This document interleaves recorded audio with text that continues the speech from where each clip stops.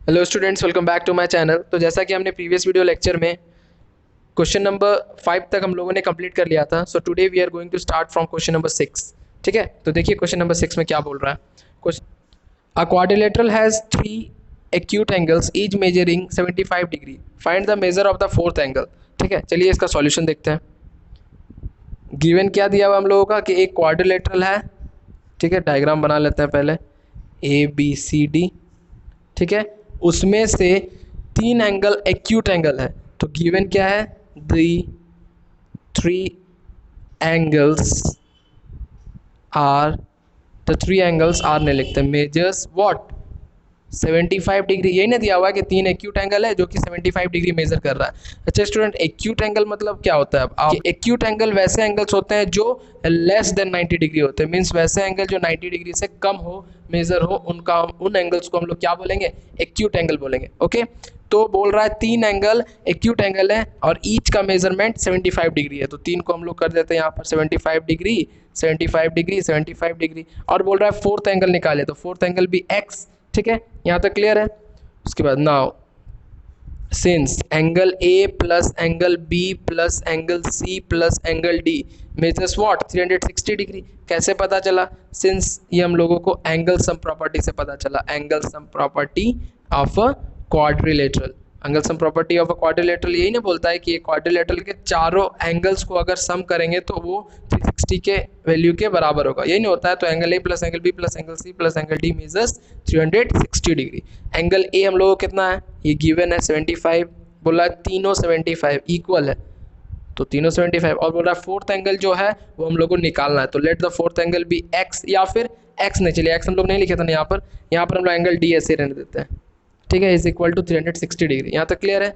अब तीनों को जोड़ने के बाद कितना आ जाएगा? 5 plus 5 plus 5 15, carry 1 7 plus 7 plus 7 21 plus 1 22, 225 degree plus angle D is equal to 365। अब ये दोनों भाई भाई, और चूंकि 225 प्लस में है तो ये उठ के जब इक्वल टू के इस साइड जाएगा तो क्या हो जाएगा? माइनस में। तो angle D is equal to कितना हो जाएगा? 360 डिग्री माइनस 225 डिग्री।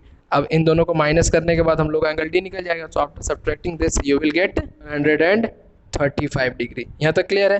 तो लिख सकते हैं ना, so the fourth angle measures what 135 degree.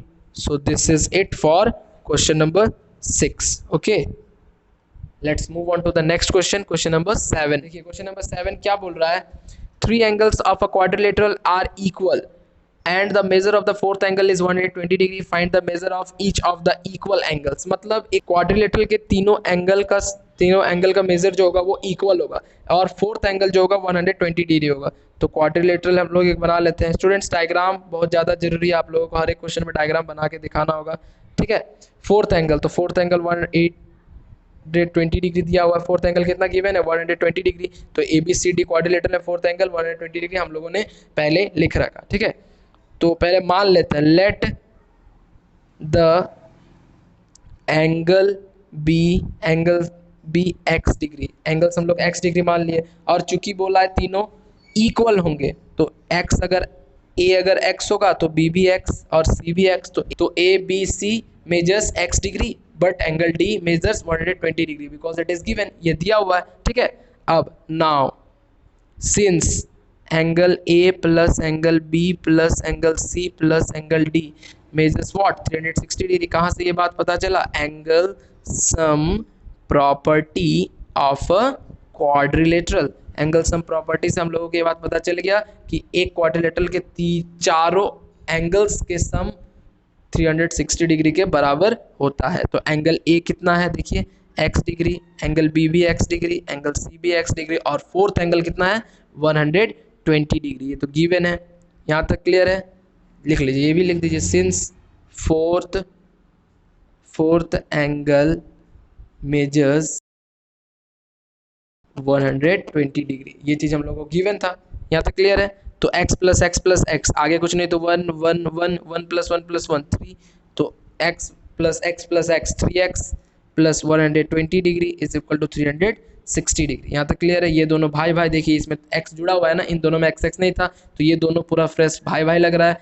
तो और चूंकि प्लस में है, ये इक्वल टू इस साइड 120 इक्वल टू उधर जाएगा तो क्या हो जाएगा माइनस में, तो 3x इधर अकेला छोड़िए, यहाँ 360 प्लस में 120 था तो माइनस में 120, तो after subtracting 360 minus 120 you will gate 240। अच्छा 3x को स्टूडेंट लिख सकते हैं ना, 3 into x is equal to 240, तो x को इधर रखिए, ये दोनों भाई भाई और चूंकि मल्टीप्लाई है तो इधर अपोजिट साइड जाएगा इक्वल टू के, तो डिवीजन के फॉर्म में आएगा, तो 3 नीचे आ गया और ऊपर 240, तो 3 1 3, 3 8 24, 3 80 240, तो x हम लोगों ने निकाल लिया, x कितना आ गया हम लोगों का 80 डिग्री। और स्टूडेंट्स आगे हम लोगों को क्वेश्चन में बोला है कि find the measure of each of the angle, each of the angle का मेजरमेंट निकालना है, तो ईच ऑफ द एंगल हम लोग निकाल लिया, देयरफॉर एंगल, नहीं तो यहाँ पर लिख लीजिए, since angle A is equal to angle B is equal to angle C is equal to x degree, ये हम लोगों को क्वेश्चन से पता चला था ना, सो अब angle A is equal to angle B is equal to angle C is equal to x degree is equal to 80 degree, मतलब अब एंगल A भी 80 डिग्री होगा, एंगल B भी 80 डिग्री मेजर करेगा और एंगल C भी 80 degree ही होगा। So students this is it for question number 7। Let's move on to the next question, question number 8। Students question number 7 की तरह ही क्वेश्चन नंबर 8 है, तो 8 मैं आप लोगों के लिए छोड़ रहा हूँ, आप लोग एज अ होमवर्क के रूप में क्वेश्चन बना लीजिएगा, ठीक है। देखिए क्वेश्चन मैं आप लोगों को स्क्रीन में दे रहा हूँ, ठीक है। देखिए क्वेश्चन क्या बोल रहा है, two angles of a quadrilateral measure 85 degree and 75 degree respectively, the other two angles are equal, find the measure of each of this angles, मतलब each of this equal angles, मतलब क्या बोल रहा है कि क्वाड्रिलेटरल के दो एंगल्स का मेजरमेंट दे रखा है यहाँ पर 85 डिग्री एंड 75 डिग्री, और दूसरा अदर दो के लिए क्या क्राइटेरिया बोला है कि अदर दो एंगल जो होगा वो इक्वल होगा, तो आपको इक्वल एंगल्स का मेजरमेंट पता करना है, तो let the equal angles be x, तो एक x तो दूसरा भी x, ठीक है। So let's move on to the next question, question number 9। देखिए क्वेश्चन क्या बोल रहा है, in the adjacent figure the bisectors of angle A and angle B meet in a point P, if angle C is equal to 100 degree and angle D is equal to 60 degree, find the measure of angle APB। देखिए diagram book में दिया हुआ है, मैं diagram बना लेता हूँ। देखिए ये डायग्राम दिया हुआ है बुक में, ठीक है। क्वेश्चन में क्या बोला है कि एंगल D 60 डिग्री मेजर है, एंगल C का मेजरमेंट 100 डिग्री है, यहाँ तक क्लियर है। क्वेश्चन में क्या बोला है, एंगल D दिया हुआ है 60 डिग्री, एंगल C दिया हुआ है 100 डिग्री, तो आपको निकालना है APB, आपको ये वाला एंगल आपको फाइंड आउट करना है, ठीक है। तो चलिए हम लोग करेंगे, मिलके करते हैं इसको। देखिए सबसे पहले गिवन लिख लेते हैं, गिवन क्या दिया हुआ है, angle ADC is equal to 60 degree है ना, एंगल ADC, या फिर एंगल D लिखिए, बात बराबर है क्योंकि मिडिल में D ही आ रहा है, और इसको लिखने के लिए क्या लिख सकते हैं, angle BCD is equal to 100 degree, यहाँ तक क्लियर है, ये दोनों गिवन है।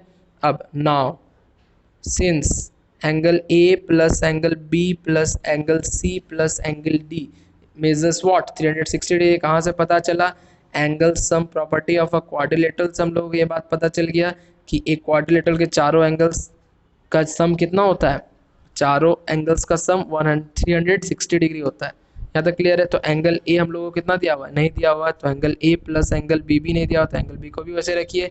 एंगल सी दिया हुआ है 60 डिग्री प्लस एंगल डी कितना दिया हुआ है 100 डिग्री, यहाँ तक क्लियर है, इज इक्वल टू 360, तो angle A plus angle B is equal to 60 plus, यहाँ प्लस का साइन दिया 60 plus 100 that is 160 degree is equal to 360 degree, यहाँ तक क्लियर है। Angle A plus angle B को इधर ही रहने दीजिए, ये दोनों भाई भाई है, चूंकि ये प्लस में इक्वल टू का अपोजिट साइड जाएगा तो माइनस में आएगा, तो 360 minus 160 you will get what 200 degree, तो angle A plus angle B कितना मेजर होगा 200 डिग्री, ठीक है। अच्छा स्टूडेंट्स यहाँ पर एंगल ए पूरा तो वो एंगल ए नहीं है, यहाँ तो हाफ, देखिए ये पूरा एंगल ए कहलाएगा, लेकिन हम लोगों को तो ये पहले निकालना होगा एंगल, ये तो ट्रायंगल बन रहा है ना APB, तो ट्रायंगल में निकालना होगा तब ना हम लोग ये एंगल APB का मेजरमेंट हम लोग फाइंड आउट कर सकते हैं।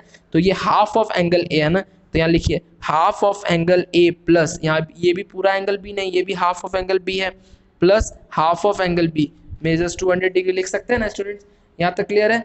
अब हाफ ऑफ को हम लोग कॉमन ले लीजिए, angle A plus angle B measures what 200 degree. अब क्या करेंगे, angle A plus angle B इधर छोड़ दीजिए, इधर 200 है, ये मल्टीप्लाई में उधर जाकर डिवाइड हो जाएगा ना, तो 200 अपॉन 2 कितना आ जाएगा 100 डिग्री, तो angle A plus angle B हम लोगों ने कितना निकाल लिया 100 डिग्री, यहाँ तक क्लियर है स्टूडेंट्स। चलिए अब क्या करेंगे, चूंकि एंगल ए और एंगल बी का सम हम लोग 100 डिग्री निकाले, मतलब इन दोनों को जोड़ेंगे तो कितना आ जाएगा 100 डिग्री। यहाँ तक क्लियर है? तो मीन्स इसको लिख सकते हैं ना, हाफ ऑफ एंगल ए, तो इसको लिख सकते हैं angle B A P plus angle A को लिख सकते हैं B A P, angle B को क्या लिख सकते हैं A B P, angle A B P measures what 100 degree. यहाँ तक क्लियर है?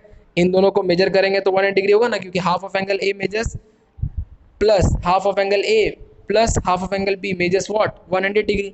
तो एंगल ए को लिख सकते हैं B A P plus P B A या फिर ए बी पी 100 डिग्री। और सिंस ए पी